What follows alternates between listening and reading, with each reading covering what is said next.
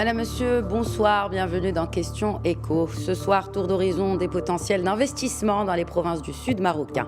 Le développement de celle-ci s'est fait dans un processus de continuité et ne date pas d'hier. Processus couronné en 2015 par un programme de développement multisectoriel et à vocation multiple dédié aux provinces du sud, initié et tracé par Sa Majesté le roi Mohamed VI. Objectif, rendre cette région attractive pour les investissements, génératrice de croissance et d'emploi. Ce soir, pour décortiquer les atouts et les aspects à développer davantage dans le sud marocain, Amine Laridi, expert international en diplomatie économique, sera des nôtres. Bienvenue à tous.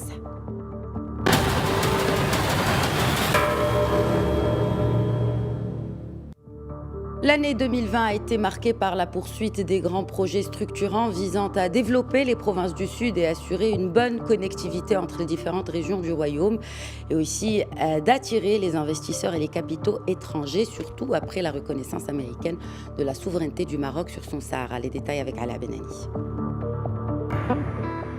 Plus que 30% pour l'achèvement du programme de développement des provinces du Sud pour la période 2016-2021. À ce titre, quelques 179 projets ont été achevés et sont en phase d'exploitation. Coût global 13,2 milliards de dirhams. Par ailleurs, 336 projets sont en cours d'achèvement et 236 autres n'ont pas encore été lancés, mais une enveloppe de 25 milliards de dirhams leur sont consacrés. Ainsi, plusieurs chantiers seront lancés d'ici 2021, principalement les grands projets du nouveau port de Dakhla Atlantique, la voie express Tiznit-Dakhla et le barrage Fasque dans la province de Guilmim. Pour ce qui est du nouveau hub portuaire Dakhla Atlantique, il sera situé à 40 km au nord de la ville de Dakhla et nécessitera quelques 10 milliards de dirhams et devra engendrer quelques 183 000 emplois. Dans la même ville, une usine de dessalement de l'eau de mer est en préparation. Elle permettra d'irriguer pas moins de 5 000 hectares. En ce qui concerne la voie express Tiznit-Dakhla, les travaux vont bon train. Ce chantier stratégique d'un montant de 10 milliards de dirhams se décline en deux composantes. Le dédoublement de la route nationale numéro 1 entre Tiznit et Laayoune sur 555 km et l'élargissement à 9 mètres de la voie entre Laayoune et Dakhla sur une distance de 500 km. D'autres projets sont en train de façonner les provinces du Sud. À Laayoune, par exemple, il y a le programme industriel Fos Boukra et la mise en place de sites d'énergie éolienne et solaire, notamment à Tarfaya et Boujdour. Capacité totale estimée 600 MW pour une enveloppe de 5,4 milliards de dirhams. Enfin, les terres agricoles des provinces du Sud ont besoin d'irrigation. C'est la préoccupation du barrage Fasque près de la ville de Guilmim. Ce dernier aura une capacité de 79 millions de mètres cubes et mobilisera un investissement de 1,5 milliard de dirhams. Cet ouvrage devra aussi assurer pour la région l'approvisionnement en eau potable, l'amélioration de la nappe phréatique locale et la protection contre les inondations et les crues. Et j'ai le plaisir d'accueillir depuis Casablanca Amine Laridi, expert international en diplomatie économique. Bonsoir Amine Laridi. Bonsoir chère madame, toujours un plaisir d'être des vôtres. Le plaisir est partagé, Amine Laridi. Commençons peut-être par le commencement. Donc, je le disais en introduction, ce processus de développement des provinces du Sud ne date pas d'hier et il s'est inscrit, n'est-ce pas, dans la continuité. Si on pouvait revenir avec vous, un petit flashback peut-être sur le développement de ces provinces du Sud. Avec beaucoup de plaisir.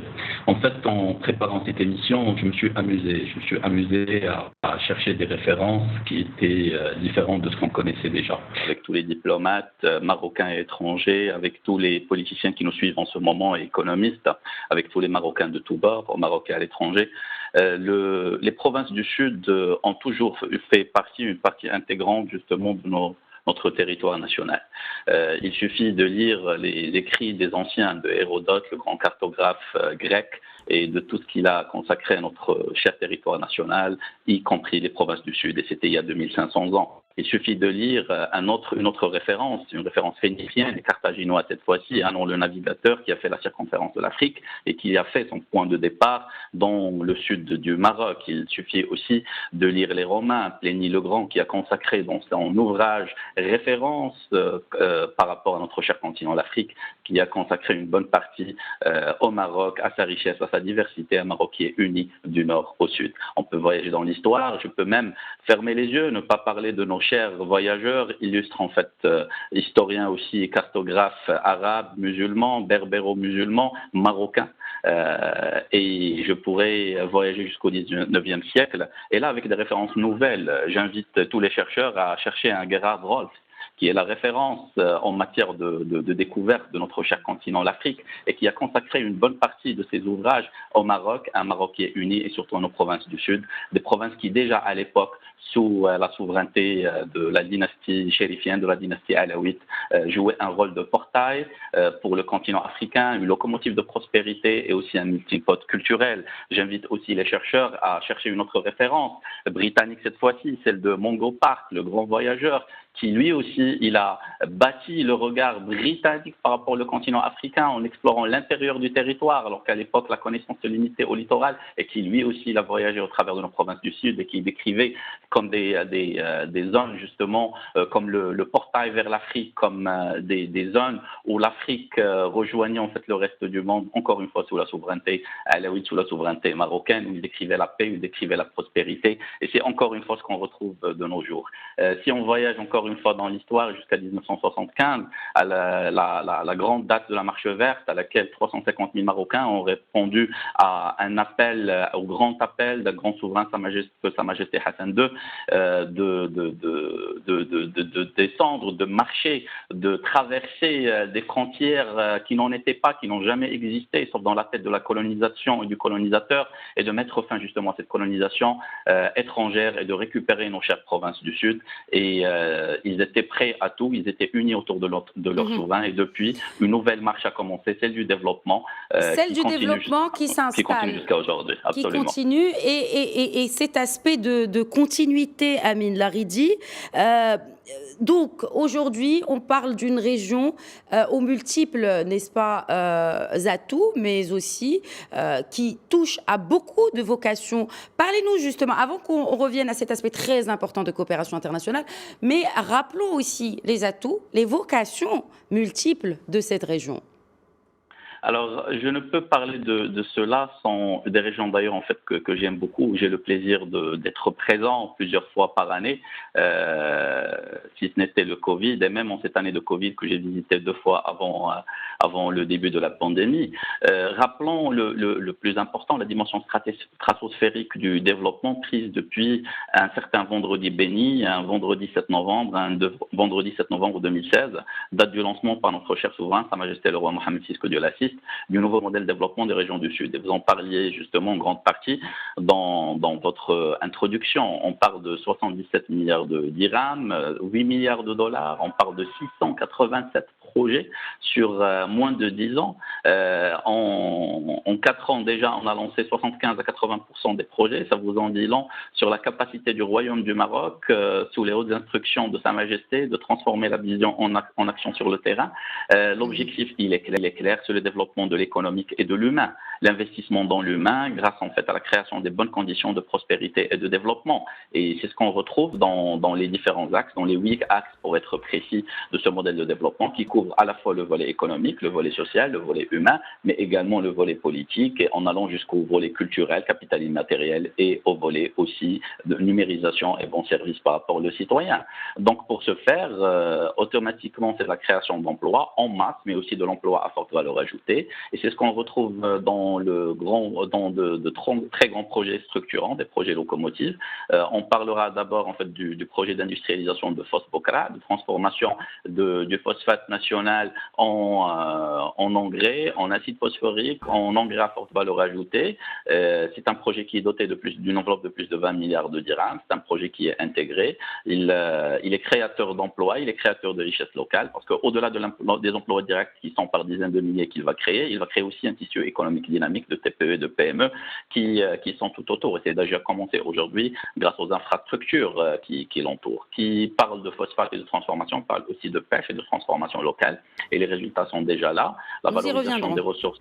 Mhm. Absolument. Donc, ainsi que d'autres volets, notamment le volet agricole, nous en parlerons certainement, le volet culturel, le volet tourisme, le volet logistique. Mais autour de Absolument. cela, il y a aussi un volet qui est humain important, aussi bien sur le volet éducation, santé, la valorisation de la culture hassani. Donc, c'est un projet qui est polymarque, c'est un projet qui, je dirais, à la hauteur et même dépasse toutes les attentes les plus ambitieuses. J'étais présent ce jour-là et j'ai vu les yeux, et les yeux ne mentent jamais, j'ai vu les yeux de mes frères marocains issus des provinces du Sud, j'ai vu leur joie, j'ai vu leur surprise positive et j'ai vu aussi comment ce projet, il a dépassé leurs attentes. Très bien. Alors oui, vous avez évoqué tout cela et moi je voudrais encore une fois revenir sur cet aspect historique parce qu'il faut toujours regarder d'où l'on vient pour savoir où l'on va. Vous avez parlé beaucoup de références historiques et moi je voudrais revenir jusqu'il y a quelques années sur cette analyse de vous, Amine Laridi, sur le modèle de coopération actuel à l'époque, n'est-ce pas, et potentiel maroco-américain. Il y a eu bien sûr tout récemment cet événement historique de la reconnaissance des États-Unis d'Amérique pour la première fois de leur histoire de la pleine souveraineté du royaume sur ces provinces du Sud. Et je voudrais évoquer avec vous cette diplomatie justement, cette diplomatie marocaine ancrée dans ce concept, n'est-ce pas, de multilatéralisme et de ce que l'on appelle le soft power, Amine Laridi. Écoutez, votre question, elle est bijective, mais c'est deux vecteurs qui se rejoignent. L'analyse faite il y a 2, 3 ans et qui semblait à l'époque même à contre-courant et que j'avais commencé par dire ceci n'est pas un article d'opinion, ceci est un article stratégique. Et je ne suis pas surpris, et vous avez tout à fait raison, parce que j'ai toujours eu foi en mon pays, le Royaume du Maroc, et en la légitimité de notre cause et de notre souveraineté qui fait l'union nationale, qui fait une union à l'étranger désormais. J'ai toujours eu foi en mon souverain et en la diplomatie royale, une diplomatie constante de par ses victoires, de par ses réalisations, de par sa haute vision. J'ai toujours eu foi aussi en ses relations avec nos alliés stratégiques dans les États-Unis depuis 1777, date à laquelle il y a eu une reconnaissance. Et j'invite tout le monde encore une fois à lire les références. La lettre de reconnaissance est un acte souverain, est un acte politique. Elle est aussi un acte économique car elle garantit la libre circulation des merchant ships, des bateaux de commerce américains dans les eaux territoriales marocaines et au-delà. Donc déjà à l'époque, le Maroc a toujours été considéré comme un havre, comme un pilier de la paix, du commerce signé avec le Maroc à l'époque. C'était ouvrir tout un pont de commerce, tout un continent et une mer, la mer Méditerranée, le continent africain par rapport au commerce extérieur américain. Si on parle de deviner, un stratège ne devine pas, il se base sur une approche bijective, il regarde le passé, il apprend, et il regarde le futur et il le prospecte, voire même il essaie de contribuer à le bâtir. Et l'administration américaine actuelle, et déjà à l'époque, ses prémices étaient très claires. L'économie d'abord, créer des emplois aux États-Unis, et qui veut dire créer des emplois aux États-Unis, réindustrialiser les États-Unis, c'était automatiquement chercher des débouchés pour la matière première, et donc du sourcing dans le continent africain. Et là, c'est le rôle du Maroc d'aider les pays africains frères à diversifier leurs exports et les valoriser. Mais c'est également aussi une administration qui allait chercher des débouchés aussi de commercialisation et d'investissement. Et là, encore une fois, la seule réponse à l'équation paix plus économie plus développement par rapport au continent africain, c'est le Royaume du Maroc. Donc, c'est de cela qu'on est en train de parler. Maintenant, vous avez parlé en fait de la diplomatie de notre cher souverain, la diplomatie royale. Permettez-moi d'utiliser une métaphore. On connaît tous en fait le lion de l'Atlas et il est toujours lié de par sa majestuosité au Royaume du Maroc, mais peu de gens, en réalité, connaissent une autre espèce tout aussi majestueuse qui est l'aigle royal, ce qu'on appelle, avec son nom scientifique, l'Aquila homeri. L'Aquila homeri, l'aigle royal de l'Atlas, est connu par sa férocité dans sa défense de son territoire et de son nid. D'ailleurs, il n'a qu'un seul nid. Par sa capacité à nourrir les siens, quelles que soient les conditions, quelles que soient leurs difficultés, de par sa fidélité à ses alliances et à ses amis, mais il est connu aussi par sa capacité de prendre de l'altitude et de couvrir un large territoire à partir du ciel. et à se faire reconnaître et respecter par tous, amis et non amis aussi. Donc, il est aussi connu par sa capacité de prendre de l'envol et en même temps de descendre rapidement sur le terrain quand il le faut. Ça me rappelle le passage de la vision à l'action, de la diplomatie royale, une vision clairvoyante et une action qui est concrète. Ça me rappelle cette constance des victoires de la diplomatie de notre cher souverain.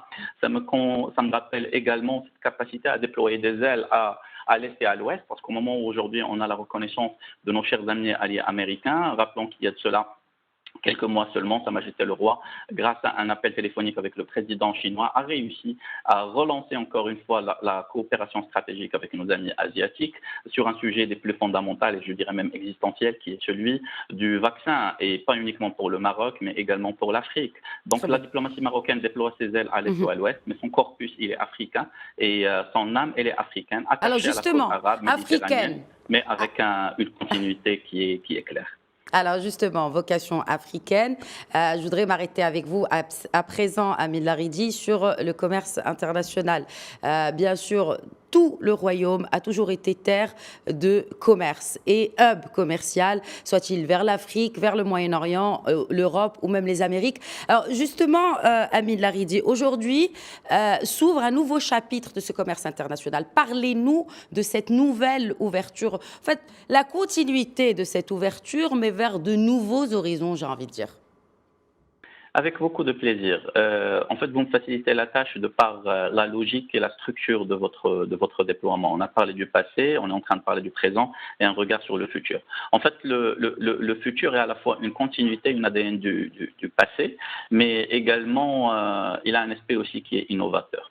Parce que le futur, il est facile à deviner de par sa structure. Tout le monde post-Covid a envie de sortir de la pandémie, a envie de sortir de la crise économique qui en découle et qu'on vit déjà aujourd'hui de par le monde. Donc, et tout le monde a envie d'éviter justement des déboires sécuritaires dans le monde et dans la région. Et la solution, encore une fois, de cette équation à la fois économique, politique et sécuritaire, c'est le Royaume du Maroc, pilier de la paix dans la région et locomotive économique. Donc, on a parlé tout à l'heure d'un ensemble d'éléments, cette fois-ci déployons-les. Il y a déjà un besoin mondial qui est clair et qui est fédérateur, donc sous la houlette du multilatéralisme, parce que l'équation économique du multilatéralisme comprend le fait de développer un partenariat qui est fidèle, qui repose sur 3 C, ce que j'appelle les 3 C. Un C déjà en fait de confiance, parce que sans la confiance, on ne peut pas avoir de multilatéralisme, on ne peut pas parler avec plusieurs partenaires à la fois, il y aura de la méfiance, donc le C de confiance, et le Maroc là, un C de crédibilité, donc ce qu'on dit, on le réalise sur le terrain, et un C de concret, une création de prospérité et d'emploi et d'investissement pour tout le monde. Donc quand il y a ces 3 C, le multilatéralisme économique est une réussite réelle sur le terrain. Donc voyons ce qui unit avant de voir ce qui diffère. Ce qui unit déjà, c'est un besoin du monde demain et déjà aujourd'hui de sécurité alimentaire et un besoin, je pourrais même dire très spécifique, de protéines, parce qu'il y a un manque flagrant de supply en protéines de par le monde. Alors pourquoi cela? Parce qu'on a un littoral qui est l'un des plus imposants et l'un des plus riches du monde en poissons, une approche nouvelle basée sur la production de protéines d'origine animale, d'origine de la pêche, grâce à la pisciculture qui garantit une durabilité des ressources. On a un océan qui est très favorable à la pisciculture, qui dit pisciculture d'une durabilité, une variabilité aussi des espèces et un contrôle de la qualité. Par la suite, on peut parler de transformation qui peut être dans tout ce qui est canne de pêche, dans tout ce qui est conserve, mais il peut être aussi dans l'export de produits de forte valeur ajoutée partout dans le monde, aux États-Unis, au Japon, en Chine, en Europe, etc. Mais qui dit aussi en fait pisciculture, dit aussi une transformation à forte valeur ajoutée, notamment en produits pharmaceutiques de base, notamment tout ce qui est oméga 3, oméga 6 et certaines vitamines. Donc c'est une valorisation qui est très importante, qui nous garantirait à la fois grâce à l'industrialisation, grâce à la durabilité de l'emploi, un emploi. Alors justement, quels sont les potentiels des industries de transformation dans les provinces du Sud, Amin Laridi? Quels sont les potentiels de ces industries de transformation? Très bien, Lala Khadija. Alors déjà, en fait, je parlais de la pêche et de cette notion de création d'emplois à forte valeur ajoutée, mais aussi d'emplois en masse, et les deux sont très importants, aussi bien pour attirer l'investissement que pour sa constance. je parlais de remplir ce besoin qui est mondial en termes de protéines à l'export, et qui dit export dit automatiquement, j'ouvre une parenthèse qui est très fondamentale, parce qu'aujourd'hui, le défi en matière de diplomatie économique, c'est d'inverser la balance commerciale, une balance qui est déficitaire, une balance qui est excédentaire. C'est le principal défi autour duquel on se doit tous d'être unis. Et dans cette balance commerciale, il y a aussi ce qu'on appelle la balance des paiements, et comme le sait tous, préserver les réserves de paiement est très fondamental, et on le réussit aujourd'hui. Donc chaque consolidation de cet acquis est fondamentale, d'autant plus que nos principales ressources sont en devises, et nos principales en euros, et nos principales dépenses sont en dollars. Donc même quand on fait rentrer de la devise, ce n'est pas toujours en fait la devise qu'on est en train de faire sortir. Donc tout investissement doit nous permettre, et le focus, de faire rentrer du dollar en plus, tout en consolidant nos acquis avec nos amis européens qui sont nos partenaires de référence, notre principale destination d'export et nos principaux investisseurs, aussi bien la France que l'Espagne. Maintenant, ceci dit, donc je parlais de la pêche et le volet aussi agricole, et vous le disiez aussi dans votre introduction, le volet agricole est très important dans ce modèle de développement de la région du Sud, et c'est aussi une priorité du multilatéralisme, parce que tous les partenaires, aussi bien américains, asiatiques, pays de l'Est, Europe du Nord, africains, etc., ils ont besoin d'assurer l'agriculture. Donc c'est un investissement, c'est une destination principale d'investissement, à savoir l'agriculture, mais aussi les débouchés en termes commerciaux sont très certains. Donc beaucoup de fonds d'investissement, aussi bien souverains que privés, s'y intéressent. Je travaille d'ailleurs en fait sur ça, et j'ai le plaisir de recevoir beaucoup, même en période de Covid, ça vous montre l'intérêt qui est réel et qui est concret. Donc je vous parle de choses en fait qui sont palpables. Automatiquement, quand je jette un coup d'œil direct en fait sur le modèle de développement, il y a cette zone de Jaraïfa, 10 millions de mètres carrés, 1000 hectares irrigables à côté de Bouches d'Or qui sont déjà prévus. Et cette possibilité de déployer ou de réserver un nouveau foncier, je dirais, agricole, qui sont des terres semi-arides aujourd'hui, grâce au projet de dessalement d'eau, mais grâce aussi à des technologies adéquates, donc une recherche et développement adéquate qui nous permet de cultiver, de transformer le désert en zone verte. C'est un besoin qui est mondial. Les investissements mondiaux sont intéressés par ça. Ils l'ont déjà exprimé clairement. Et en même temps, la commercialisation, elle est importante aussi bien pour le continent africain, qui dépend grandement des imports de denrées alimentaires, que pour le continent européen, mais aussi transatlantique et vers l'Asie. Troisième volet qui est très important aussi, destination en fait dans le futur. N'oublions pas que nos provinces du Sud, et je parlais tout à l'heure de l'aspect minier qui est fondamental dans la transformation des phosphates et de leur contribution à la sécurité alimentaire mondiale et à la transformation sur place, création d'emplois sur place. Mais il y a un volet qui est fondamental. On est en train d'avoir quelques-uns en fait des plus grands ports, sinon le plus grand port à l'Atlantique après le port de Tanger-Med va être le port de Dakhla. Et on est sur un couloir maritime, une autoroute maritime de base, et à une proximité inouïe de tout le continent africain, ou du moins de l'Ouest africain et de l'Afrique australe. Qu'est-ce que ça nous transforme? Il y a un besoin en fait aujourd'hui dans les pays africains frères qui importent déjà, qui sont des importateurs nets de bateaux de pêche, qui sont des importateurs de rades de passage fluvial, et qui sont en fait en manque flagrant d'infrastructures de développement, aussi bien à l'intérieur des pays qu'interpays. Donc vous évoquez là le besoin en chantier naval, Amine Laridi. Absolument, absolument. Vous lisez dans mes pensées. Vous lisez vraiment dans mes pensées, Madame Khadija. D'où est-ce que ça découle? Je regarde le futur. Dans quelques jours, on a la ZLECA, on a la zone de libre-échange interafricain, auquel le Maroc est l'un des piliers, un pays en fait co-signataire, fondateur, donc qui va démarrer. Et cette zone, elle se veut et elle se doit, elle a le potentiel de relancer le commerce interafricain, mais il y a un manque flagrant qui est le manque de logistique et d'infrastructures interafricaines. Donc oui, certes, on va développer des routes et des infrastructures ferroviaires, mais dans l'immédiat, seuls en fait les fleuves nous permettent en fait d'outrepasser ce manque. Et les fleuves africains ont un problème d'envasement, parce que le dévasement coûte cher, parce qu'il y a des problèmes frontaliers, parce que le colonisateur a utilisé les fleuves comme zone de séparation, alors que c'était des zones d'union, etc. Donc la solution, c'est aussi le transport fluvial, un transport fluvial qui interconnecterait les nations, qui permettrait un transport de masse et donc un coût logistique qui est moindre. Comment le faire? C'est en développant des bateaux avec une technologie qui est déjà existante, qui n'ont pas besoin d'un grand tirant d'eau, d'une grande profondeur, pour utiliser des termes qui sont simples pour tout le monde, et qui pourront transporter de grandes marchandises et les distribuer sur tout le continent africain, dans de grands fleuves africains.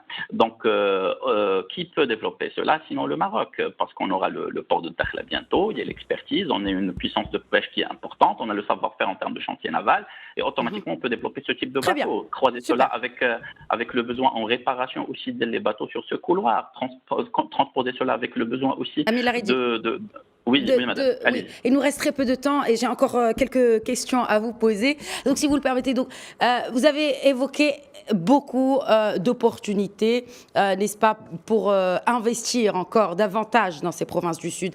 Parlez-nous, selon votre expérience, des profils des investisseurs étrangers potentiels. Alors, ce qui risque de vous choquer positivement, c'est que tout investisseur est intéressé par les provinces du Sud à partir du moment où on les prend par la main et on les emmène avec nous pour découvrir nos provinces. C'est un game changer. Quand ils voient tout l'investissement qui a été fait, quand ils voient les routes qui sont là, quand ils voient les solutions énergétiques qui sont là, et qui, je le rappelle, sont des solutions durables, telles que le parc éolien d'Arfenir, les parcs solaires et j'en passe, quand ils voient l'eau qui est disponible au robinet et qui est de très bonne qualité grâce encore une fois aux quarantaines de projets qui ont été lancés par notre souverain et qui sont liés au dessalement d'eau, et une expertise d'ailleurs qui est inouïe, qui peut être partagée dans un futur très proche par nos amis africains, grâce aux ports, grâce aux aéroports, grâce aux routes, et vous parliez de la route Tiznit-Dakhla, qui est un game changer en tant que soi, mais grâce aussi aux universités et grâce aussi qui vont ouvrir bientôt. Certaines écoles de commerce telles que le NCG de Dakhla sont déjà opérationnelles, grâce aussi à l'investissement dans tout ce qui est santé, grâce aussi à un accompagnement de proximité de nos citoyens, un encouragement de l'entrepreneuriat. Donc à chaque fois qu'ils découvrent cela, c'est un game changer, ils ont envie, ils comprennent tout le potentiel, ils ont envie d'investir tout de suite, ils ont envie de voir ces régions comme elles ont toujours été dans le passé, comme un portail pour toute l'Afrique de l'Ouest et pour toute l'Afrique centrale, comme des zones de sourcing. Et pourquoi je parle toujours de sourcing en premier? Parce que c'est de notre devoir. Et c'est là qu'est toute l'ingéniosité, ou du moins l'un des piliers de l'ingéniosité en fait de la diplomatie royale, c'est de jouer un rôle de locomotive pour les pays africains. Le Maroc n'est pas qu'un hub de distribution vers l'Afrique, c'est avant tout un hub qui se veut valorisateur pour les pays africains frères, leur permettant d'exporter plus avec plus de valeur ajoutée et vers de nouvelles destinations. Donc un hub de sourcing, c'est ce que nous sommes par rapport aux pays africains frères, ils l'ont tous compris. Et l'ouverture des consulats est un acte politique, est un acte aussi de soutien souverain, mais aussi un acte de soutien économique. C'est aussi un havre d'investissement. On le verra bientôt avec nos amis américains, mais aussi avec nos amis arabes. Je rappelle l'ouverture des consulats des Émirats arabes unis et d'autres pays arabes qui vont suivre dans les jours à venir. Je rappelle aussi l'intérêt de grands investisseurs asiatiques et de pays de l'Est, sans oublier nos amis européens, par rapport à ces provinces qui voient tout le potentiel industriel de transformation, de distribution, mais aussi de sourcing par rapport à ces zones-là. Et Merci automatiquement, beaucoup. qu'est-ce que ça va nous permettre? Ça va nous permettre de jouer ce qu'on a toujours été, c'est-à-dire un hub de trading et un melting pot. Juste un dernier mot, c'est l'humain. On parle toujours d'investissement dans l'humain, et c'est quelque chose qui me tient toujours à cœur, et c'est le cœur en fait de tout le modèle de développement lancé par notre souverain. Mais à mon tour, en tant que citoyen marocain, de lancer un appel très important. Ne parlons pas uniquement de ce qu'on doit recevoir, jouons aussi notre rôle, soyons patriotiques, soyons aussi stoïques, jouons notre rôle par rapport à notre pays. Le Maroc n'est pas autour de nous, le Maroc est en nous, et le Maroc c'est nous. Si nous excellons, le Maroc excellera. Si nous prospérons, le Maroc prospérera aussi.